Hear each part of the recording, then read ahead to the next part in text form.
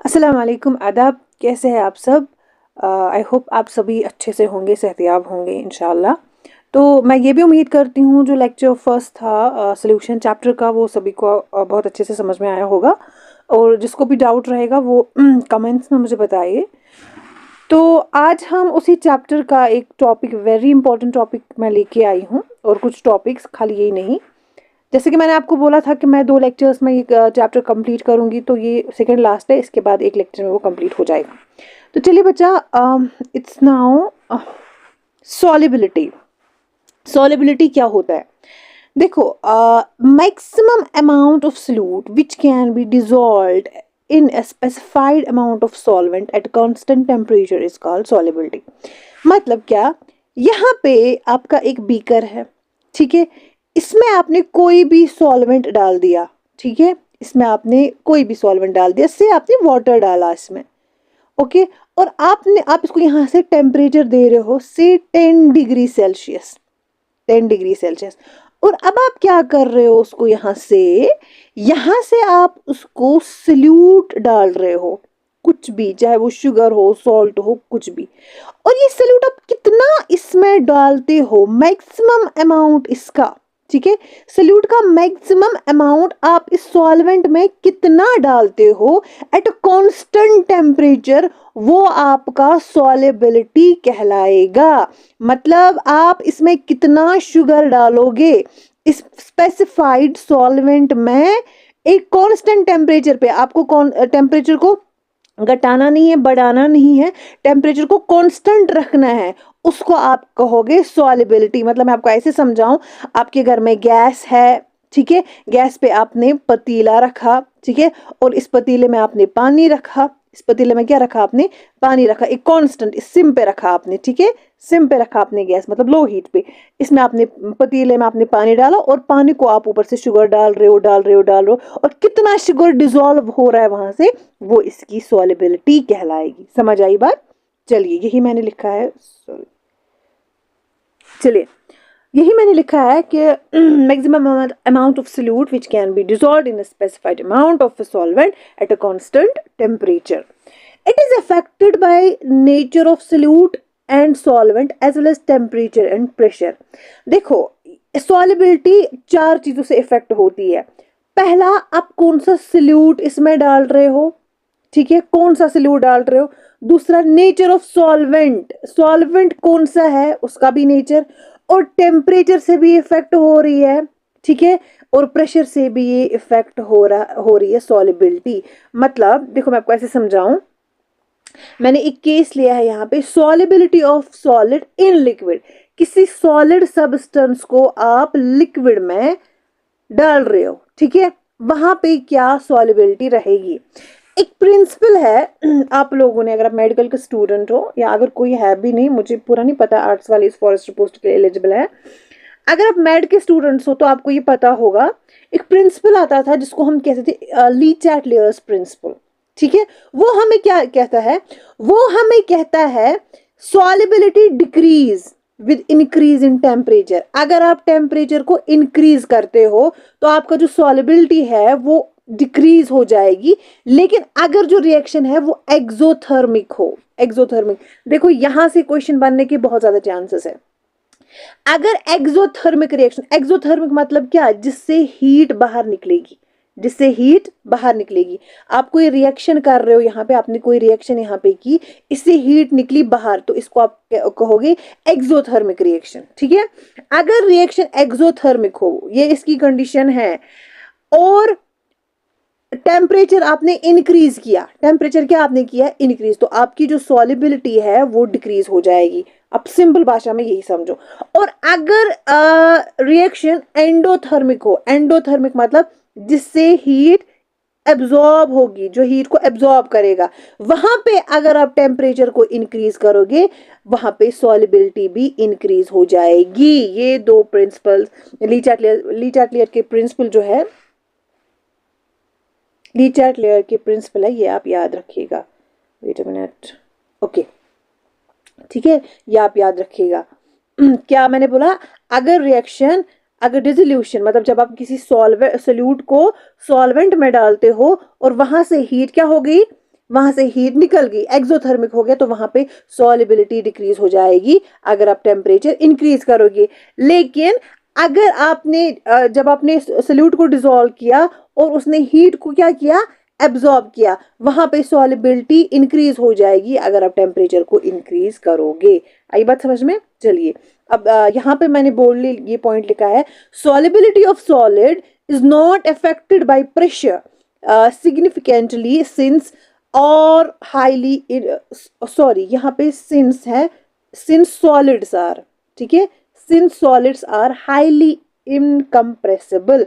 देखो मैंने, अगर यहाँ पे आपको ये पॉइंट पे नजर होगी, सॉलिबिलिटी किससे ये ना वेरी होती है, नेचर ऑफ सोल्यूट से, नेचर ऑफ सॉल्वेंट से, टेम्परेचर से और प्रेशर से। अब सोल्यूट कैसा है, सॉल्वेंट कैसा है, उस पर भी, और टेम्परेचर हमने देखा, ठीक है। किस केस में जब आप टेम्परेचर इंक्रीज करते हो तो सॉलिबिलिटी भी इंक्रीज होती है, जब आपका जो डिसोल्यूशन है, जब एंडोथर्मिक वाली रिएक्शन होगी, और जब आप टेम्परेचर इंक्रीज करोगे सॉलिबिलिटी डिक्रीज होगी, एक्सोथर्मिक वाले रिएक्शन में ऐसा होगा। लेकिन अगर हम सॉलिड्स की बात करेंगे तो प्रेशर से उनको कोई फर्क नहीं पड़ता, ठीक है, क्योंकि अगर आपने स्टेट्स ऑफ मैटर पढ़ा होगा, जो ये सॉलिड पार्टिकल्स होते हैं वो हाईली इनकम्प्रेसिबल होते हैं, जिनको हम कंप्रेस नहीं कर सकते, इसीलिए उनको प्रेशर से कोई फर्क नहीं पड़ता है, ठीक है। चलिए अब दूसरा, solubility of gas in liquids. अगर आप, ये लिक्विड है, अब आप इसमें किसी गैस पार्टिकल्स को मिला रहे हो, तो वहां पे क्या होगा, वहां पे अगर आप इन टेम्परेचर को इंक्रीज करोगे तो आपकी सॉलिबिलिटी डिक्रीज हो जाएगी, ठीक है। वहां पे अगर आप टेम्परेचर को इंक्रीज करोगे तो सॉलिबिलिटी क्या हो जाएगी, कम होती जाएगी। और अगर आप प्रेशर को इंक्रीज करोगे सॉलिबिलिटी इंक्रीज होगी। वहां पे अगर आप प्रेशर को इंक्रीज करोगे वहां पे सॉलिबिलिटी क्या हो जाएगी, इंक्रीज हो जाएगी। ये आपको याद रखना है। क्या पता एग्जामिनर आपको ये बोलेगा, solubility of gases in liquid increase with increase in pressure, with decrease in pressure, या ऐसे भी क्वेश्चन आपको बन सकता है। आई बात समझ में? मतलब ये आपको याद करना है। आई बात समझ में? चलिए अब यहाँ मैंने 2 पॉइंट्स लिखे हैं। कुछ गैसेस ऐसे हैं, certain gas are highly soluble in water, यहाँ से भी क्वेश्चन बन सकता है, जिसमें मोस्ट इंपॉर्टेंट एग्जांपल है NH3 और HCl। NH3 मतलब अमोनिया, ठीक है, अमोनिया, और HCl hydrochloric acid, hydrochloric acid. आई बात समझ में? चलिए certain gases are less soluble in water, वो गैस है जो वाटर में बिल्कुल लेस सॉल्युबल होते हैं, जैसे ऑक्सीजन, नाइट्रोजन और हीलियम। आई बात समझ में बेटा? ये पॉइंट्स आप याद करके रखिएगा। चलिए हम बढ़ते हैं नेक्स्ट टॉपिक पे, जो है हेनरीज लॉ। वेरी इंपॉर्टेंट है, क्या पता ये डेफिनेशन से ही क्वेश्चन आ जाए, तो इसीलिए आपको ये याद करना होगा। At constant temperature, solubility of gas in a liquid is directly proportional to its partial pressure of a gas present in liquid.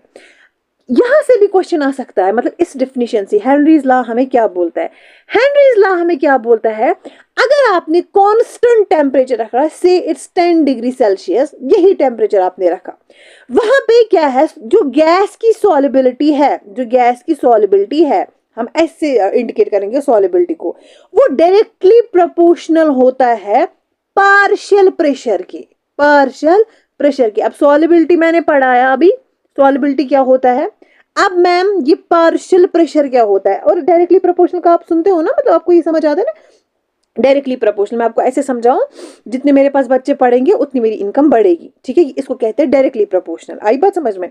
चलिए, और इनवर्सली प्रोपोर्शनल बोलते हैं, जितना मैं पढ़ाऊंगी उतना मैं, मतलब उतनी मेरी मेंटल हेल्थ या उतनी मेरी फिजिकल, जितना मैं या भाग दौड़ करूंगी या जितना मैं थक जाऊंगी उतनी मेरी हालत खराब हो जाएगी, जितना ज्यादा मैं एक्सर्शन करूंगी उतनी मेरी तबीयत खराब हो जाएगी। इसको कहते हैं इनवर्सली प्रोपोर्शनल। मैं आपको ऐसे समझाऊंगी। तो चलिए, अब ये पार्शियल प्रेशर क्या होता है, ये मैं आपको आगे समझाऊंगी, लेकिन फिलहाल आप लोग ये जो हेनरीज लॉ है ये क्या कहता है। एक तो मैंने बोला सॉलिबिलिटी डायरेक्टली प्रोपोर्शनल होती है किसके, पार्शियल प्रेशर की, या एग्जामिनर इस डेफिनेशन से भी क्वेश्चन दे सकता है, mole fraction of a gas in a solution is directly proportional to partial pressure, या कभी मोल फ्रैक्शन को हम यूजुअली x से इंडिकेट करते हैं, ये भी डायरेक्टली प्रोपोर्शनल होता है किसके, पार्शियल प्रेशर के, जो मैंने यहाँ पे लिखा है P is directly proportional to x। लेकिन अब आप बोलोगे मैम ये आपने नीचे लिखा है P is equal to KH by into x, ये KH क्या है, इसको हम बेटा कहते हैं इसको हम कहते हैं हेनरीज कांस्टेंट। क्या कहते हैं? इसको हम कहते हैं हेनरीज कांस्टेंट। ठीक है, के एच इज हेनरीज कांस्टेंट। आई बात समझ में? तो अभी मैंने दो टर्म्स आपको यहाँ सिखाई, एक तो मैंने पार्शियल प्रेशर और मोल फ्रैक्शन। चलिए मैं आपको अब ये बताती हूँ कि पार्शियल प्रेशर क्या होता है और मोल फ्रैक्शन क्या होता है। देखो यहाँ पे एक बीकर है, मैंने लिखा भी है बीकर है। ठीक है, इसमें ये गैस ए है, गैस ए, ये मैंने ये ना स्फीयर लाइक बनाया है, और ये गैस बी है, गैस नहीं गैस बी है, और ये गैस सी है। अब पार्शियल प्रेशर किसको बोलते हैं? पार्शियल प्रेशर बोलते हैं इस ए गैस का प्रेशर, इंडिविजुअल ए गैस का। जैसे गैस बी है, इसका आएगा इस इंडिविजुअल गैस बी का प्रेशर। ठीक है, और अगर ये गैस सी है तो इसका आएगा ये इंडिविजुअल गैस सी का प्रेशर। इसको बोलते हैं पार्शियल प्रेशर। अदरवाइज ये मिक्सचर है, मिक्सचर ऑफ गैस, इसमें A प्लस बी प्लस सी। लेकिन अगर हमें किसी एक गैस का पार्शियल प्रेशर लेना होगा से A, तो हम अगर हमें एक गैस का प्रेशर बोलना होगा तो हम उसको पार्शियल प्रेशर बोलते हैं, पार्शियल प्रेशर ऑफ A। लेकिन इसको हम डिनोट करते हैं ऐसे P नॉट से, A partial pressure of gas A, partial pressure of gas B, partial pressure of gas C। आई बात समझ में? अब ये मोल फ्रैक्शन क्या होता है? ये मोल फ्रैक्शन क्या होता है? पता नहीं मुझे रेड कलर से ही क्यों प्यार है। It is a ratio of number of moles of one component to the total number of moles of all the component present in a solution. मतलब देखो ये सॉल्यूशन है, ठीक है। अब सॉल्यूशन में अगर आप पहला लेक्चर याद करोगे, सॉल्यूशन में क्या क्या होता है? एक तो बेटा सॉल्वेंट भी होता है और इसमें क्या होता है? सोल्यूट भी होता है। ठीक है, तभी तो सॉल्यूशन बनेगा। ये number of moles of one component, या अगर हमने इसके मोल्स लिए सोल्यूट के, फॉर एग्जांपल हम सोल्यूट के मोल्स को हम करते हैं एन से, स्मॉल एन से डिनोट, और number of moles of solvent के हम करेंगे कैपिटल एन से डिनोट, ये कैपिटल एन से डिनोट। अगर हमें अब बोलना होगा मोल फ्रैक्शन ऑफ सोल्यूट, तो हम क्या करेंगे? Number of moles of solute, mole है ना, स्मॉल एन है ना सोल्यूट का, to the total number of moles of the component present in the solution. अब टोटल नंबर कितने हैं इसमें आएगा ना सोल्यूशन का पूरा, हम करेंगे small N plus capital N, यही बनेगा ना solution. Small N plus capital N, small n क्या है? Number of moles of solute, ये ना कैपिटल एन क्या है? Number of moles of solvent. और जब सोल्यूट और सॉल्वेंट मिलता है वो बनता है सोल्यूशन। लेकिन हमें किसका लेना था? मैंने आपको बोला था आप मोल फ्रैक्शन मुझे सोल्यूट का दो, इसीलिए आपने सोल्यूट वाला ऊपर लिखा था। जरा मैं आपको अब एक बात बताऊं, मैं आपको बोलूंगी मुझे मोल फ्रैक्शन दो सॉल्वेंट का, आप लिखोगे ऊपर capital N, number of mole fraction of solvent capital N, और नीचे लिखोगे वही सोल्यूट प्लस सॉल्वेंट। आई बात समझ में? यही होता है मोल फ्रैक्शन। जैसे कि मैंने यहाँ पे लिखा है total number of moles all the component present in the solution. देखो मोल फ्रैक्शन ऑफ एक्स ए को हमने डिनोट किया सोल्यूट से, ठीक है, और बी को हमने वेट अ सेकंड, ए को हमने डिनोट किया सोल्यूट से, ठीक है, और बी को हमने डिनोट किया सॉल्वेंट से, सॉल्वेंट। और मैंने आपको बोला मोल फ्रैक्शन को किसे हम डिनोट करते हैं? एक्स से। तो अगर मैं यहाँ पे लूं मोल फ्रैक्शन ऑफ सोल्यूट, हम बोलेंगे एक्स ए, ठीक है, एक्स ए। और स्मॉल एन किसे हमने डिनोट किया था? Number of moles of solute, और divide by number of moles of solution. अगर मैं बोलूंगी mole fraction of it is a solvent, it is solvent here, हाँ solvent here, it is solvent। तो हम करेंगे वो एक्स बी, ठीक है, और ये भी आएगा, यहाँ पे कैपिटल एन आएगा, capital N divide by small N plus N, number of moles of solvent, number of moles of solution. आई बात समझ में? और हमेशा याद रखना यहाँ से क्वेश्चन आने के ज्यादा चांसेस है X A plus X B, wait a sec, X A plus xb is always equal to 1. What is xa? It is mole fraction of solute, ठीक है। What is xb? It's mole fraction of solvent, और ये हमेशा बराबर होता है 1 का। यहाँ से भी क्वेश्चन आने के चांसेस ज्यादा है कि xa प्लस xb किसके बराबर होता है। आई बात समझ में? अगर एग्जामिनर का सर फिर गया। चलिए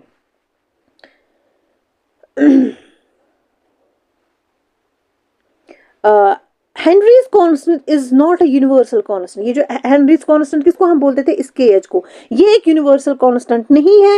it depends on nature of gas, ये नेचर ऑफ गैस पे डिपेंड करता है, ये टेम्परेचर पे डिपेंड होता है। और जब आप टेम्परेचर को बढ़ाते हो हेनरीज कांस्टेंट भी बढ़ता है। वही मैंने लिखा है KH increase with increase in temperature. आई बात समझ में? अब आपको हेनरीज लॉ समझ आ गया? हेनरीज लॉ मैं आपको फिर से एक बारी बोलूं। हेनरीज लॉ क्या होता है, कांस्टेंट टेम्परेचर पे सॉल्युबिलिटी ऑफ जो गैस की सॉल्युबिलिटी होती है लिक्विड में डायरेक्टली प्रोपोर्शनल होती है किसके, पार्शियल प्रेशर की। पार्शियल मतलब S is directly proportional to P, partial P naught, partial pressure of gas, ठीक है। और अगर हम इसकी दूसरी डेफिनेशन ले, mole fraction of a gas of a solution is directly proportional to the partial pressure. Mole fraction of a gas is directly proportional to the partial pressure, जिसको हमने ये किया। और जब हम साइन ऑफ डायरेक्टली प्रोपोर्शनल हटाते हैं तो हम इसको कोई कांस्टेंट देते हैं, इसीलिए हमने बोला P is equal KH into X। आई बात समझ में? फिर मैंने बोला पार्शियल प्रेशर क्या होता है।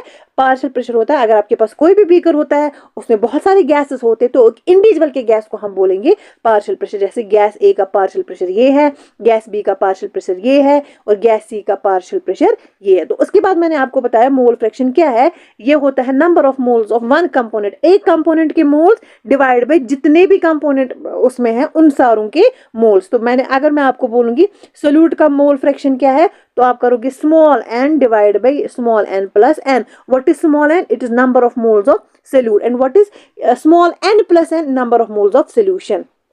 तो यहाँ पे ये ना टाइपिंग एरर है, यहाँ पे ये सॉल्वेंट है और और यहाँ पे ये कैपिटल N है, ठीक है बेटा। और हमेशा मोल fraction of solute plus mole fraction of solvent हमेशा बराबर होता है बेटा 1, ठीक है। और उसके बाद मैंने बोला है जो हेनरीज कांस्टेंट है वो यूनिवर्सल कांस्टेंट नहीं है, इसका वैल्यू डिपेंड करता है नेचर ऑफ गैस पे या टेम्परेचर पे। और जो ही आप टेम्परेचर इंक्रीज करते हो हेनरीज कांस्टेंट का वैल्यू भी इंक्रीज होता है, ठीक है। तो application of Henry's constant, soft drink bottles are sealed at high pressure to increase the solubility of CO2 in a soft drink. In the soft drink, जब आप मिरिंडा पीते हो ना या कोका कोला लाते हो या ड्यू लाते हो, जब आप उसको खोलते हो ढक्कन तो वो जो कार्बन डाइऑक्साइड वो ऊपर आ जाता है, ठीक है। क्यों? क्योंकि उसमें बहुत ज्यादा प्रेशर लगाते हैं। वो प्रेशर बढ़ाने से, हमने ऊपर बोला ना, प्रेशर बढ़ाने से सॉल्युबिलिटी क्या होती है, इंक्रीज होती है, सॉल्युबिलिटी इंक्रीज होती है। ऊपर मैंने लिखा था यहाँ पे, ये कहाँ पे मैंने लिखा था, हाँ यहाँ पे, इंक्रीज इन प्रेशर, ये increase in pressure increase solubility. जब आप गैस को, ये वाला, जब आप गैस को लिक्विड में डिसॉल्व करते हो वहां पे प्रेशर बढ़ाने से आपकी सॉल्युबिलिटी क्या होती है, इंक्रीज। तो यही कॉन्सेप्ट हम सॉफ्ट ड्रिंक वाले बोतल्स में लगाते हैं, हम हाई प्रेशर लगाते हैं ताकि हम CO2 को वहां पे डिसॉल्व करे ज्यादा से ज्यादा। इसीलिए जब आप वो बॉटल खोलते हो ना, तो अगर आप जल्दी पियोगे तो आपको कोई अलग टेस्ट आएगा, लेकिन अगर आप कुछ टाइम के बाद पियोगे तो आपको कुछ अलग टेस्ट आ जाएगा। आई बात समझ में? क्योंकि पहले उसमें कार्बन डाइऑक्साइड प्रेजेंट होता है, लेकिन जो ही आप बहुत टाइम के लिए रखते हो वो कार्बन डाइऑक्साइड की सॉल्युबिलिटी डिक्रीज हो जाती है गैस में, इसलिए वो टेस्ट आपको डिफरेंट देता है। आई बात समझ में? चलिए, अब है वेपर प्रेशर। वेपर प्रेशर क्या होता है? At a constant temperature the pressure exert by vapours of liquid. देखो, ये तो मैंने खाली यहाँ की डेफिनेशन बताई। मैं आपको अब ऐसे बोलूं, अगर आपके पास ये फॉर एग्जांपल एक बीकर है, एक कंटेनर है, ठीक है। दो टाइप्स के होते हैं लिक्विड्स, एक तो होता है वॉलेटाइल लिक्विड, ठीक है, और दूसरा होता है नॉन वॉलेटाइल लिक्विड, ठीक है। अब वॉलेटाइल लिक्विड क्या होता है? वॉलेटाइल लिक्विड होता है बेटा जो अपने वेपर्स बनाए, ठीक है, जिनको हीट दे और वो वेपर बनाएगा। और नॉन वॉलेटाइल लिक्विड क्या होता है? जिनको हीट दे वो वेपर नहीं बनाते। चलो हम इसके साथ कुछ नहीं, आप छोड़िए। अब क्या होता है वेपर प्रेशर? मिसाल के तौर पे आपके पास एक कंटेनर है, यहाँ पे आपने पानी रखा, इसमें या कोई भी सॉल्वेंट रखा, आपने इसको हीट दी और इसने वेपर बना दिए यहाँ पे। और हर एक vapour, the pressure exerted by vapours of a liquid, जो अब यहाँ पे वेपर्स बने ना, यहाँ पे जो वेपर्स बने, इधर देखो जो यहाँ पे वेपर्स बने, जो प्रेशर ये वेपर एक्सर्ट करेंगे उसी को बोलेंगे वेपर प्रेशर। आई बात समझ में? उसको क्या बोलेंगे? Vapour pressure. लेकिन वेपर वेपर कौन बनाता है? Volatile liquid. वॉलेटाइल लिक्विड, आई नॉन वॉलेटाइल लिक्विड नहीं बनाते हैं। और जो वेपर्स प्रेशर एक्सर्ट करते हैं उसको हम कहते हैं वेपर प्रेशर। अब मैंने क्यों ये पढ़ा? क्योंकि हमें राउट्स लॉ में थोड़ा सा काम आ जाएगा। In a solution, the partial vapor pressure of each component is directly proportional to the mole fraction of the component. अब partial vapor pressure किसको बोलते हैं? मैंने आपको अभी बोला, यहाँ पे मिक्सचर ऑफ गैसेस है, ए गैस का अगर हम प्रेशर ले तो उसको पार्शियल वेपर प्रेशर बोलते हैं। और रॉल्ट्स लॉ हमें क्या बोलता है? जो ये पार्शियल वेपर प्रेशर होता है, फॉर एग्जांपल मैं आपको ऐसे बताऊं, यहाँ पे आपको ये है कंटेनर और इसमें गैस ए है और इसमें गैस बी है, गैस बी। अब गैस ए का पार्शियल वेपर प्रेशर क्या आएगा? P not a. P not हम पार्शियल को यूज करते हैं। और गैस बी का वेपर प्रेशर क्या आएगा? P not be. Raoult's law क्या हमें बोलता है? जो ये पार्शियल प्रेशर होता है वो डायरेक्टली प्रोपोर्शनल होता है मोल फ्रैक्शन के, इसके मोल फ्रैक्शन के। मतलब हम गैस ए ले रहे हैं, यहाँ पे भी जो गैस ए का पार्शियल प्रेशर है वो डायरेक्टली प्रोपोर्शनल है इसके मोल फ्रैक्शन का भी। और पार्शियल प्रेशर ऑफ बी इसके मोल फ्रैक्शन के बराबर होता है। आई बात समझ में?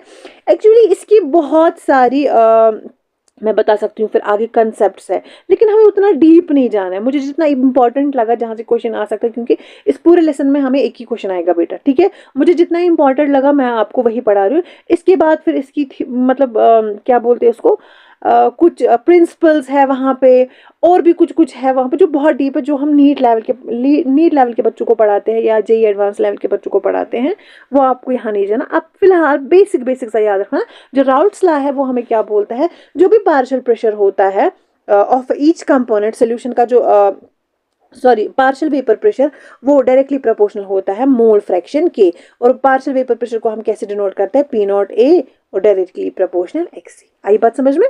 चलिए, और दूसरा है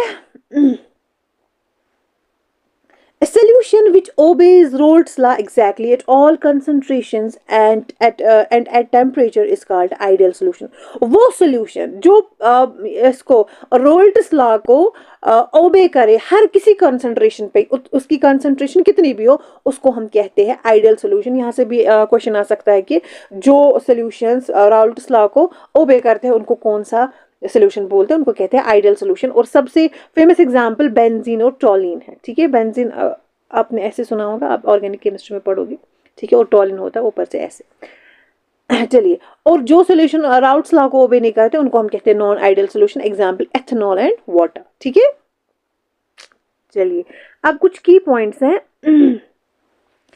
Those gases which can react with solvent do not follow Henry's law. वो गैसेस जो रिएक्ट करेंगे किसके साथ? सॉल्वेंट के साथ। जो लड़ाई करेंगे सॉल्वेंट के साथ, वो बेटा हेनरीज लॉ को फॉलो नहीं करते हैं, ठीक है? Example ammonia in water, NH3 को बोलते हैं अमोनिया। अगर आप अमोनिया को पानी में डालोगे, अब आप ट्राई करना कभी, लेकिन दूर ही रहना, वहां से क्या हो जाएगा, ठीक है? पानी का कलर चेंज हो जाएगा, ठीक है? उनको वो हेनरीज लॉ को फॉलो नहीं करते हैं। Raoult's law is a special case of Henry's law. जो राउल्ट्स लॉ है ना, रोल्ट में बोल रही हूँ कुछ, राउल्ट्स लॉ है ये, जो राउल्ट्स लॉ है ये हेनरीज लॉ का स्पेशल केस है, ठीक है? और मोस्ट इंपॉर्टेंटली मुझे ऐसा लगा कि कहीं एग्जामिनर आपको इक्वेशन देगा ऐसे में, फिर आपको बोलेगा क्लासिस क्लैपेरॉन इक्वेशन क्या है? क्लासिस क्लैपेरॉन इक्वेशन क्या है? मैंने उसकी फॉर्मूला यहाँ पे लिखी है, ये है log 10 into P2 by P1 is equal to delta H divided by 2.303 into R into 1 by T1 minus 1 by T2। अब P1 क्या है? Vapour pressure of temperature T1, temperature 1 P2 क्या है, vapour pressure at temperature T2, R है gas constant, delta H है latent heat of vaporisation. आई बात समझ में? ये आपको खाली वो इक्वेशन देगा, आप ये इक्वेशन लेकिन जरूर याद करना, जरूर याद करना, क्योंकि वो यहाँ पे कभी P1/P2 ले सकता है, यहाँ पे 1/T2 T2 - 1/T1 ले सकता है, ठीक है, या R ऊपर लगा सकता है, डेल्टा H नीचे लगा सकता है। तो ये इक्वेशन बहुत जरूरी है, आप खाली याद करना, इसमें से कुछ नहीं आएगा, आप खाली ये इक्वेशन याद करना, ठीक है बच्चा। चलिए अब एक क्वेश्चन है आपके लिए, the solubility of A gas in water, solubility of A gas in water, gas की सॉलिबिलिटी, वाटर क्या है, इन लिक्विड, ठीक है, किस पर डिपेंड करती है, नेचर ऑफ गैस, टेम्परेचर या प्रेशर ऑफ गैस, बताओ जी किस पे डिपेंड करती है। अगर आपने मेरा लेक्चर अच्छे से समझा होगा तो ऑल ऑफ द अबोव, वो सब चीजों पे डिपेंड करती है। आई बात समझ में? नेचर ऑफ गैस क्या मतलब, नेचर ऑफ सॉल्यूट, टेम्परेचर पे भी वो डिपेंड करती है और प्रेशर पे भी वो डिपेंड करती है। आई बात समझ में? चलिए अब सेकेंड लास्ट टॉपिक है इसका, very important, very very important, colligative properties of dilute solution. अब कॉलिगेटिव प्रॉपर्टीज क्या है, और डाइल्यूट सोल्यूशन मैंने आपको पहले बोला है वो क्या होता है, बताओ बताओ जरा, डाइल्यूट सोल्यूशन क्या होता है। डाइल्यूट सोल्यूशन होता है जिसमें हमारा जो सोल्यूट है वो बहुत ही कम मिकदार में प्रेजेंट हो, ठीक है, बहुत सारे सॉल्वेंट में बहुत छोटा सा या बहुत थोड़ा सा सोल्यूट प्रेजेंट हो, उसको हम कहते हैं डाइल्यूट सोल्यूशन। आइए बात समझ में? चलिए अब कॉलिगेटिव प्रॉपर्टीज क्या होती है, देखो बच्चा, दोज फिजिकल प्रॉपर्टीज, वो properties of a solution, solution की जो डिपेंड करती है नंबर ऑफ पार्टिकल्स पे, सोल्यूट के कितने पार्टिकल्स है ऑफ सोल्यूट, ठीक है, वो प्रॉपर्टी जो डिपेंड करती है number of particles of solute and do not depend on nature of solute particles.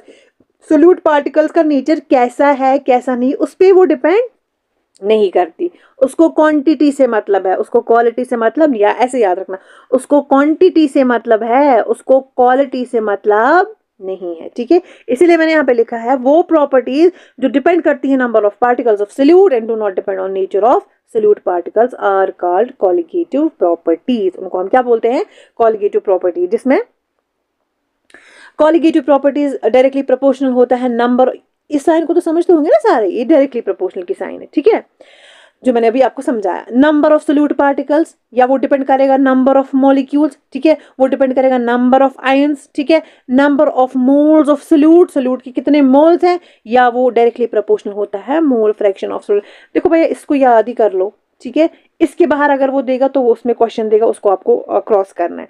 Colligative properties कौन सी प्रॉपर्टीज होती है, जो डिपेंड करती है number of particles of solute, और जो डिपेंड नहीं करती है कहाँ, किसमें, नेचर ऑफ सोल्यूट पार्टिकल्स क्या होगा, ठीक है। अब मैंने नीचे लिखा किस किस पे वो और किन किन चीजों पे डिपेंड करती है, नंबर ऑफ सोल्यूट पार्टिकल्स, ये तो हमने डेफिनेशन में लिखा है, number of molecules, number of ions, number of moles of solute और मोल फ्रैक्शन ऑफ सोल्यूट, ठीक है बच्चा। चलिए देयर आर 4 कॉलिगेटिव प्रॉपर्टीज। मुझे लगता है सारे मेडिकल बच्चों को ना अपना 12th याद आता होगा इस टाइम, और वो टीचर भी याद आते होंगे जो उनको पढ़ाता होगा, जैसे मुझे आ रहा है। अल्लाह ताला हमारे असातिज़ा को सही सलामत रखे। 4 कॉलिगेटिव प्रॉपर्टीज है। सबसे पहले है relative lowering of vapour pressure, ठीक है, one sec, relative lowering of vapour pressure. अब ये क्या होता है, after adding the solute, the vapor pressure of a solution is found to be lower than that of pure liquid at a given temperature or called relative lowering of vapor pressure। देखो बच्चा क्या है, अगर यहाँ पे आपका ये beaker है, इसमें solute है, यहाँ सॉरी इसमें पहले हमने सॉल्वेंट रखा, ठीक है, इसमें रखा हमने सॉल्वेंट, ठीक है, हमने यहाँ पे क्या लिया, लिक्विड से, इसका वेपर प्रेशर है 10 पास्कल, ठीक है, 10 pascal, and what is pascal, is SI unit of pressure, ठीक है। अगर हमने इस ये हमारा खाली ये ना सॉल्वेंट है, या हम बोल सकते हैं लिक्विड है, प्योर लिक्विड है, ठीक है, इसका 10 है, ये मैं आपको समझा रही हूँ relative lowering of vapour pressure क्या है।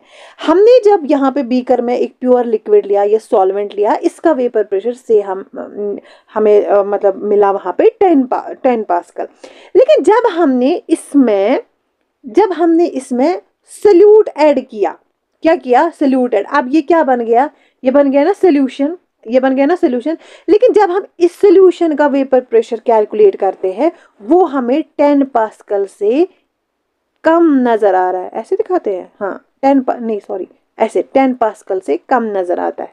ठीक है, यही बोलता है relative lowering of vapour pressure क्या होता है? जब हम सोल्यूट ऐड करते हैं जो वेपर प्रेशर होता है सोल्यूशन का वो हमें कम नजर आ रहा है, किससे?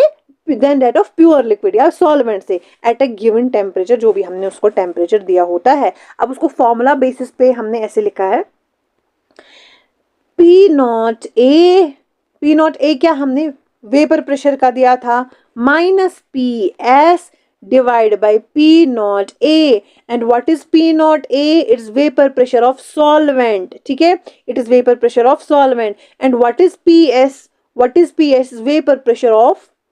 vapor pressure of solution. जब आप vapor pressure of solvent से माइनस करते हो vapor pressure of solution divide by vapor pressure of solvent, और what is NB?